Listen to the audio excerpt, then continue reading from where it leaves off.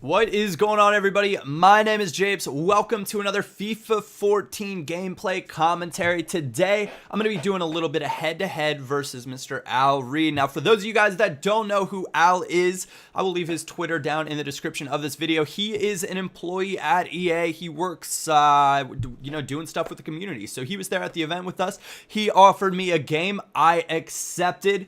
And of course, I waited to see which team he was going to pick first because I like, when it's head-to-head versus a friend, it's always fun to kind of pick maybe a rivalry match or someone within the same league, a matchup that you could see being of great importance in that league during the season. So he went ahead and he picked Juventus. So I thought, okay, Serie A, my options, I've got Milan. I'd already played with Milan, so I thought, other big Serie A. I should have gone Napoli. That would have been a good shout, but I wanted to try Inter out. For me, Inter Milan has been a team that has been out of FIFA relevance since maybe, I don't know, gosh, when they had Edo. They were relevant definitely when they had Ibrahimovic, but for a while now, they just have not been a team that you see many people using on FIFA games. And I thought, hey, let's give them a shot this year. They've got a few new signings I know of, or I think they have a few new signings. So I thought we'll try them out, give them a shot, see exactly how it's going to play out. So I was really unfamiliar with their lineup, and I'm sure many of you guys will kind of know this feeling when you first get the game. Some of the teams you don't really know. At this point, I was loving the 4-1-3-2 formation. I was kind of disappointed that the formation was not in, and that guy Mateo Kovacic is unbelievable on this game. He is an unbelievable central midfielder. But the 4-1-3-2 is a formation that I was having quite a bit of success with. So I thought, hey, you know what? Let's go ahead and play this. And I thought, I know Inter's going to have Cambiasso. He's a brilliant center defensive mid, so that'll be good. But I ended up not playing him, which was weird. I decided I wanted Freddy Guarin as my CDM in this formation, and Kovacic as my more center mid / center attacking mid. If Ultimate Team had a 4-1-3-2 formation, hopefully that'll get added in next year. That would be fantastic. It's very similar to the 4-1-2-1-2, obviously, because you have your CDM. You're just having a CM or a CAM instead of your CM. But for me, that actually kind of makes a big difference the way the formation plays out. Now, Al is going to be using a 3-5-2 formation with Inter Milan, or with Juventus, which is obviously very good. They've got 3 outstanding center backs, maybe even 4 if you count, count Bonucci, but you've got Barzagli, Chiellini, and Igbana. If you put Bonucci in there, then they've got 4 unbelievable center backs, as well as a super stacked midfield with Pirlo, Vidal, who is unbelievable in this game as well, and Paul Pogba.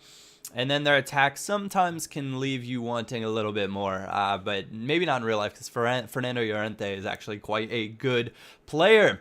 So on we go into the match. This game, you can see it's only 10 minutes long, so it's a little bit different than my other gameplays. I decided just to show the highlights in this one. Let me know if you prefer this style or if you prefer seeing the entire match. Sometimes I think the whole match is nice because you get a real feel for the game. Other times it's nice just to see the highlights because, 20 minutes is a long time to watch one game of FIFA. But without further ado, we're going to go ahead and get into the game. Oh, I forgot they had Carlos Tevez. So Inter does have quite a nice, Juventus does have quite a nice attack as well. But I'm going to touch briefly on the demo. I asked you guys this morning, I said, guys, what are your thoughts on the demo so far? Been out for 24 hours now. Let me know kind of what you think about the game. Now, I saw a couple things like, oh my gosh, Japes, finesse shots are so OP, and we've touched on that before. I've come out and said in multiple videos as well as on Twitter that EA knew of the problem by the end of the event that we were at, and they were doing stuff to fix it. So that's really not something that you guys should be worried about. Now, a lot of people were like, the touches, oh my word, the touches, it's terrible. And that's because you have to play FIFA 14 differently than you play FIFA 13.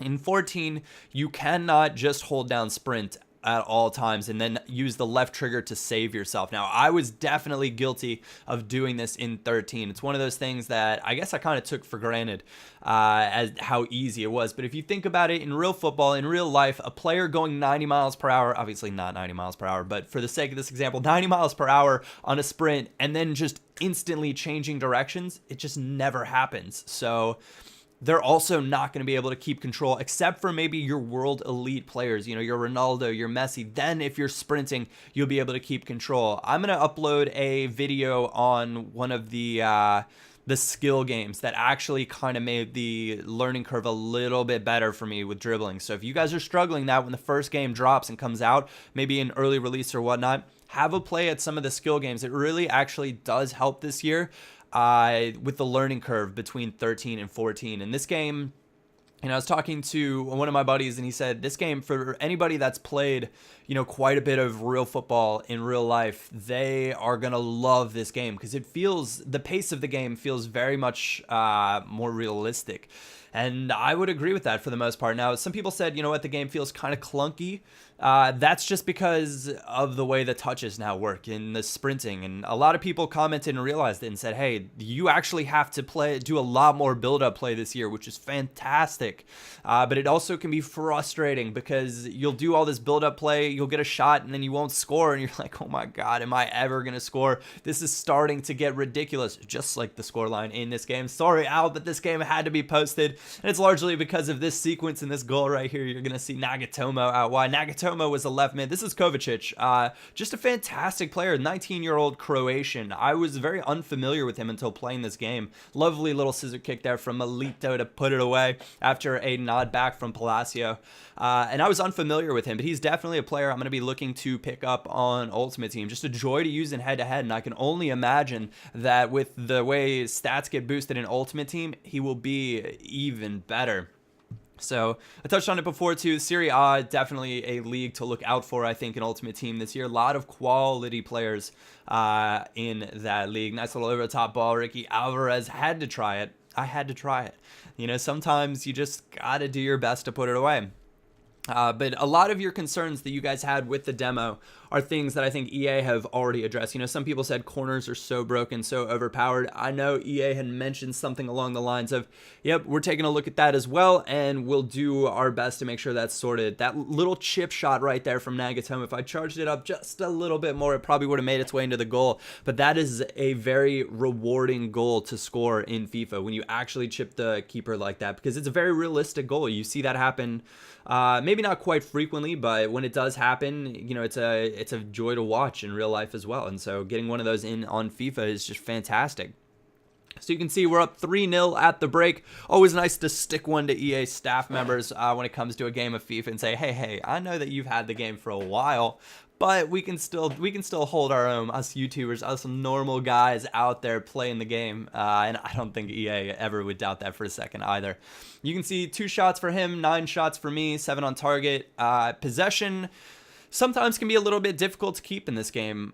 Usually, if you guys are new to my channel, I try to keep around 60% possession. That's kind of my number, and you can see I go check out Kovacic right here, looking at his stats, and I was just like, man, this guy is kind of just a monster. Only 18 years old, are you kidding me?